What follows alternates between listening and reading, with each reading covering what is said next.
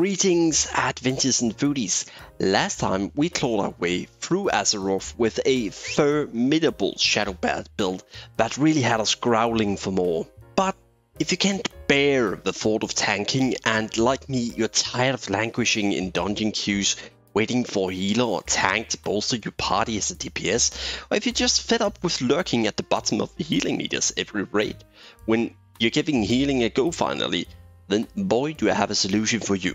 Introducing our most divine concoction yet in the Alchemy Lab of builds, the Godly Nature Healing Build Guide. This build is so majestic it could coax a petrified tree into back to life, bursting with leaves. In the next few moments, I'll reveal the secrets to harnessing nature's immense power, ensuring your party not only survives but thrives in the wilds of Azeroth. Prepare to bid farewell to those interminable ways, because with this build, Mother Nature's really got your back and she's leading the charge. And we're starting out hot, diving into the abilities and talents you'll need to pick to turn this vision of Nature God into a healing reality. But before we dive into the verdant depths of our Nature Healer Build Guide, I want to take a moment to extend a colossal thank you to everyone who subscribed and supported the channel this far. Your support has been the wind beneath my wings, or should I say the wind beneath my Astral Cloud Serpent wings? That's right, as a token of gratitude, I'm giving away a range of the Astral Cloud Serpent. To enter, simply leave a comment with your in-game name and we'll draw a lucky winner in a live stream one of the coming days. There's no need to be subscribed, so give it away. Your support means a lot, and this is my way of giving a bit back to this amazing community that's helped a lot. More giveaways are coming in the future, so stay tuned if you don't want to miss any of those. But getting back into the action with this amazing nature healing build. Today I'm gonna go straight into it. As you can see me doing dungeons, and I am going to show you here what I have chosen for level 1 and what we've chosen for carded abilities and talents. For our level 1 abilities we chose Healing Touch, Tether Elemental, Mage Armor and Blessing of Wisdom. Healing Touch to have an early game healing that's just great and also synergized extremely well with any of the talents that we're going to be using later on and abilities. Tether Elemental to get a Water Elemental early on, just to have that extra healing from the elemental. It's a very big deal. It heals 5 party members with minor rejuvenation without you having to do anything. It's just a little heal bot running around basically.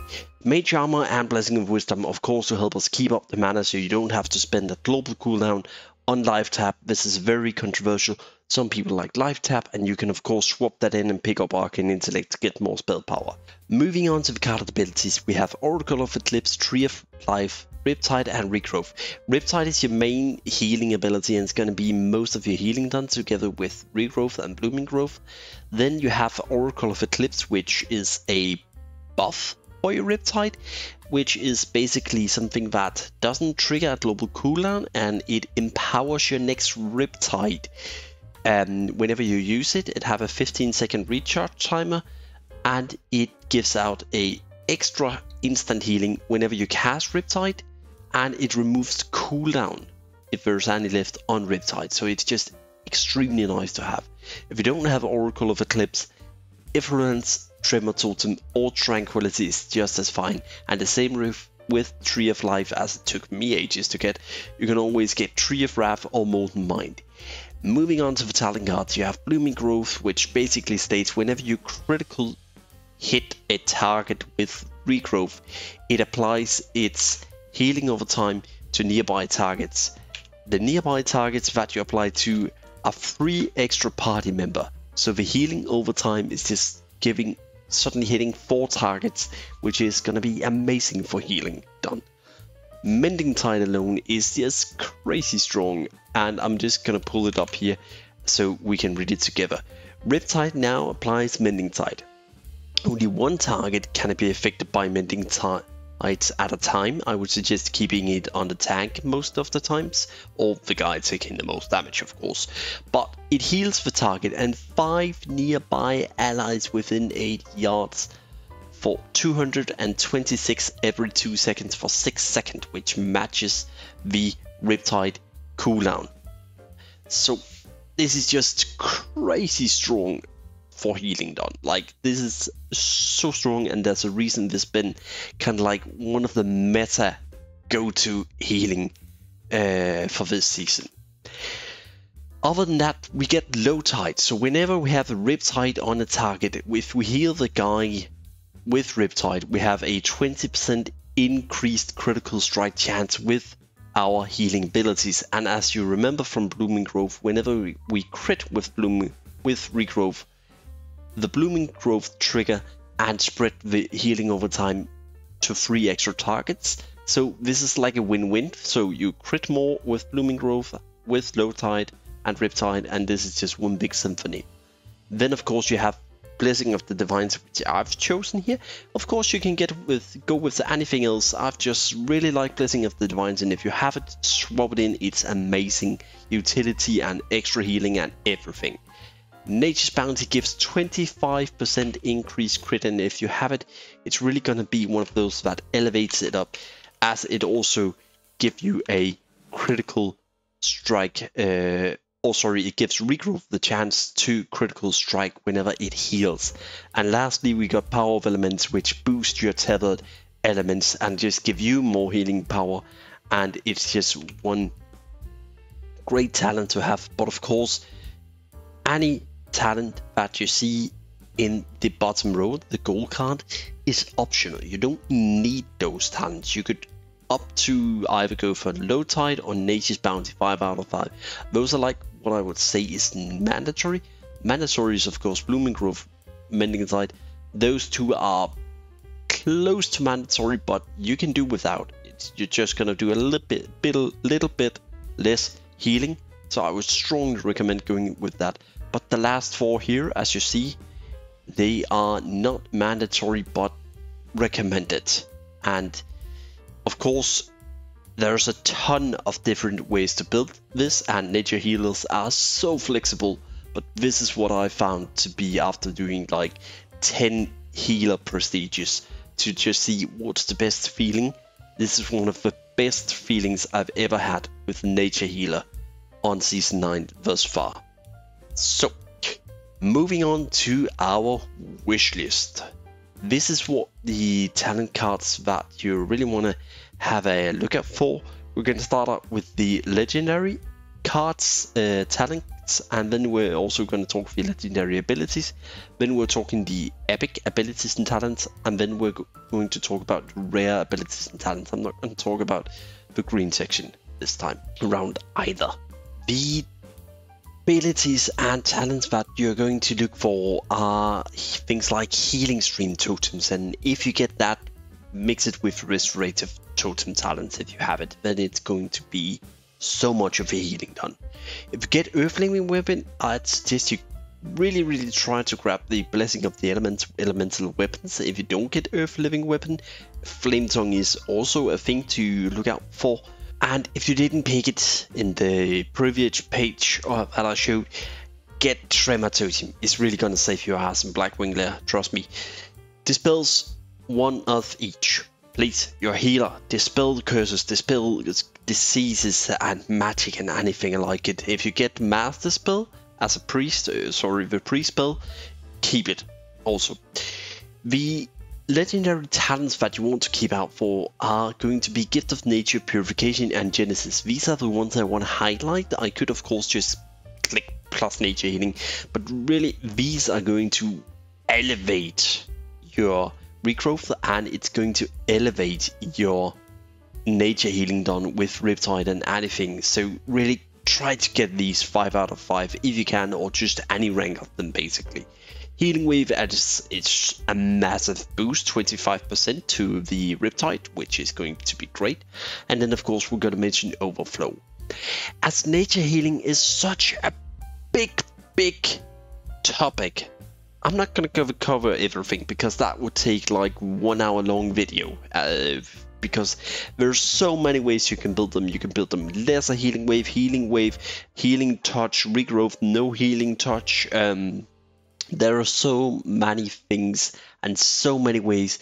This is a baseline, so if you get this baseline that I'm showing here and you're looking out for these kind of talents, then you can basically branch in any direction. really.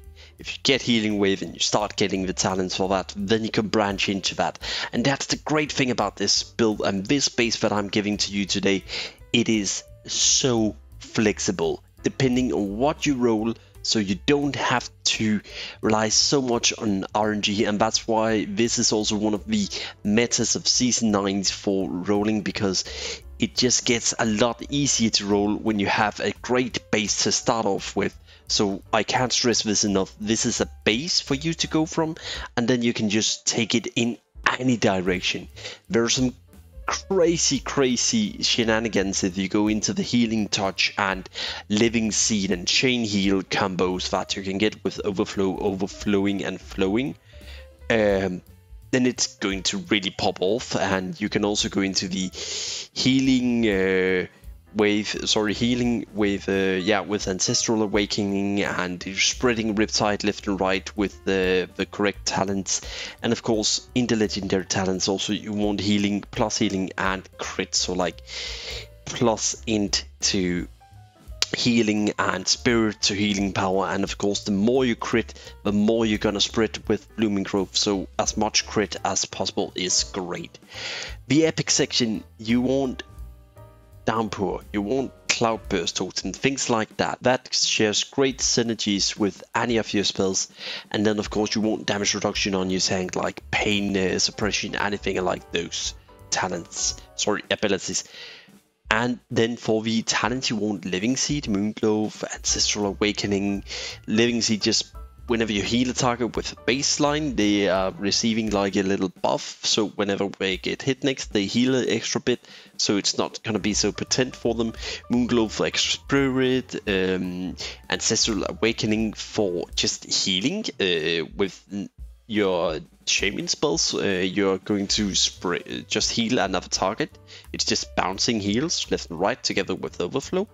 Primal Tide is whenever you cast Riptide a few times, it applies Riptide to a few extra targets. Add Restorative Totems, Blessing of Elemental, and Elemental Weapons is just bonuses if you get Healing Stream or Earthling Weapon. For the rare section, we're going with things like Wild Growth, anything like it, Halo, whatever you can get your hands on that's just like AoE healing. That's not perhaps the greatest synergies, but it's still great to roll just to give you an extra AoE heal or anything like it. And then of course you want movement skills so you can keep up with your party, so you don't lag behind, that your tank go out of line of sight and you can't heal them. So get some movement and keep it. For the talent, you want things like Natural Focus or any of the talents that's like that. So just get pushed back down to to 100%, so you don't get pushed back when casting spells.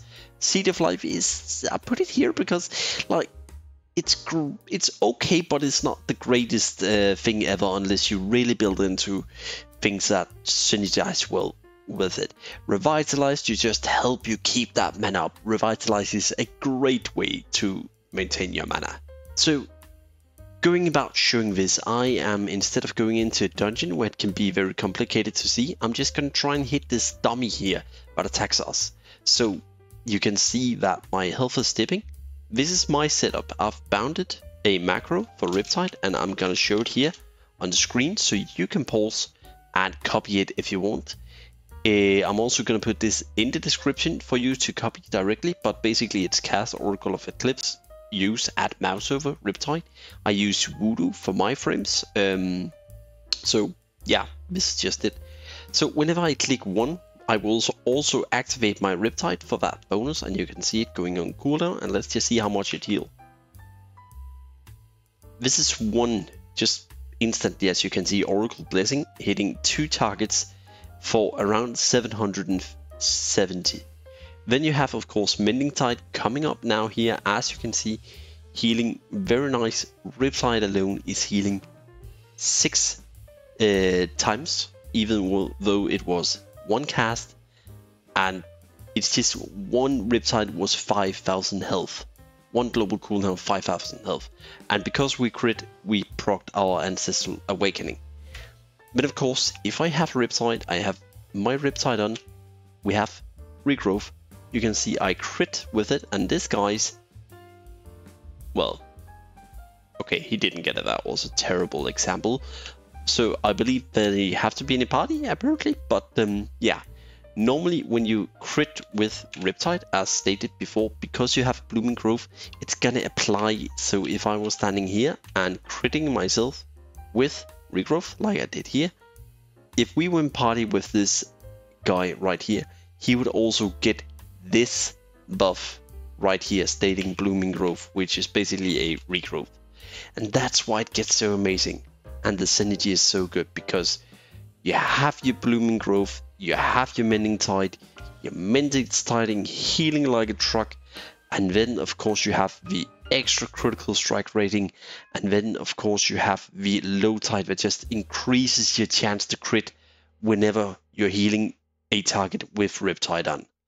So I hope this is better to showcase it like this, so it doesn't get so stressing in a dungeon and I can show it nice and slow. Then for the Mystic Enchants, I went with Nature's Bounty, I went with Healing Way, I went with Lunar Guidance, and then I picked up a Will of the Illume, so we cast Regrowth a lot. This is just more Spirit, which is great. I went with Extended Connection, as we are using some Holy, like Holy Nova, sorry, Halo, not Holy Nova, but Halo / Circle of Life here. So this just plain up reduces mana cost of that. Dream State is a great thing. Basically, it regenerates 4% of your intellect every 5 seconds. And if you stack 3 of those, it's 12, and that suddenly gets a lot when you have like 529 intellect. Spirit to spell power conversion, and yeah, of course there are other things you could go for. There are a ton of healing mystic enchantments. Other things you could go for would be Tranquil Spirit to just further reduce the cost of Healing Touch if you're going to cast that a lot. So yeah, that's pretty much the build. I really hope that this can give you guys a baseline to what to expect for the build, and also a great baseline to start out your healing journey to make an amazing healing build and help us get those dungeon queues down. And also don't forget to put your name in the comments down below so you have a chance to win this Reign of the Astral Cloud Serpent. And then I'm just going to say, I really hope you liked the video. Stay legendary.